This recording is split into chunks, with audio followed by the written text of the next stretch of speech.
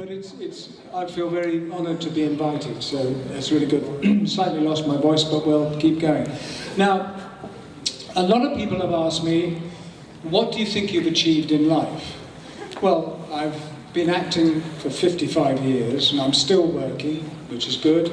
I'm a Pez, I'm a Lego, and, well, I'm lots of other things. I'm even an American stamp, which I feel very honoured about as well.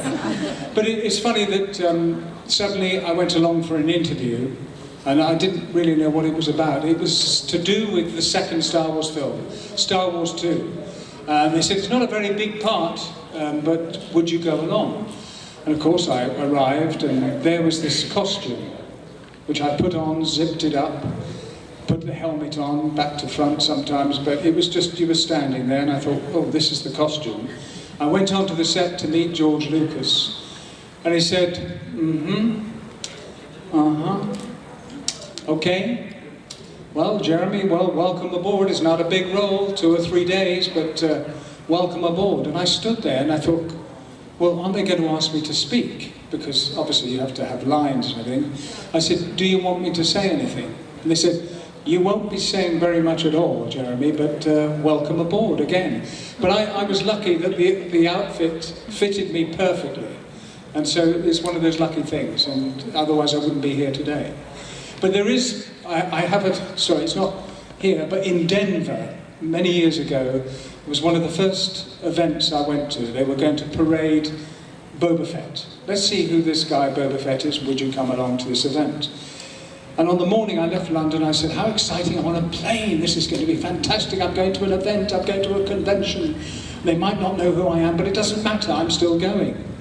Well, we took off and the pilot said, ladies and gentlemen, due to bad weather in Denver, we're going to have to divert to Toronto. And I thought, what? Toronto's miles away. Oh well, they know where I am and they'll know that the plane's late. Anyway, this went on for hours.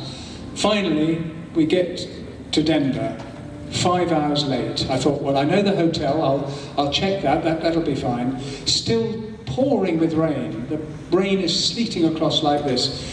And I came out and I thought, well, I'll get a cab, I'll be fine, I've got plenty of money on me, that's okay.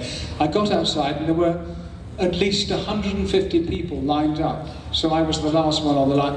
I thought, this is terrible, I can't, oh, I'm just going to have to wait, I don't know what. Suddenly a cab pulled up right beside me here. And it stood there and he said, where to, buddy? And I looked down the line, everyone's looking at me, and suddenly I pulled out this credit card out of my pocket and said, English police, I have to take this car. I'm terribly sorry, but I heard, very important. Thank you very much. I jumped into the cab, suitcases going everywhere, and I thought, I can't believe I said that. It's disgraceful. So, and off they went, and I sort of drove out and said thank you like this. And you could see the people saying, whoa, English police, must be a serious case. And then they suddenly went, what, how dare you? And they were shaking their fists as I drove off and finally got to the venue. I felt absolutely disgraceful about the way I behaved then, did that. But if it ever happens to you, it does work. I'll tell you what I would like. I'd like 3 volunteers to just come up on stage, if possible. Yes? 2 men, 1 lady. Or 2 men, 2 ladies. I've never seen a Turkish belly dancer go up for a part before. But anyway. Hello, how are you? I'm doing wonderfully. What's your name? Danny. Danny, that's a lovely name. Right, you ready? Are you ready for this?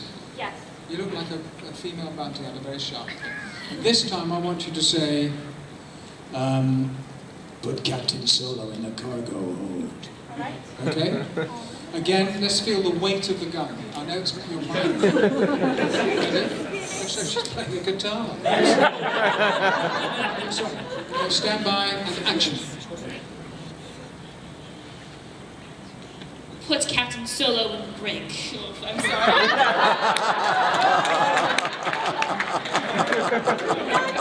Captain Solo in the brig.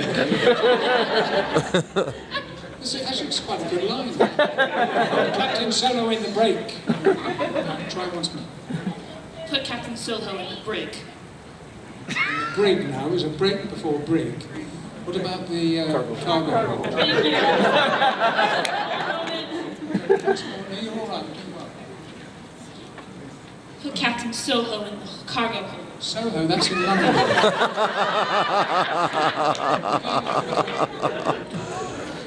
Put Captain Soho.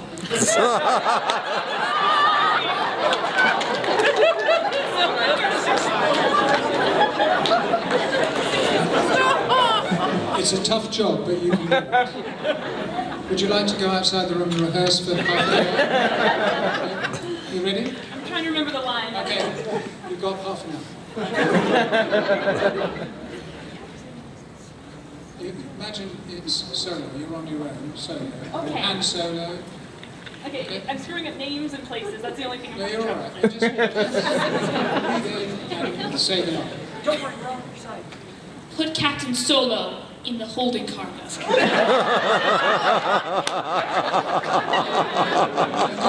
This is a true story. You mustn't worry about this.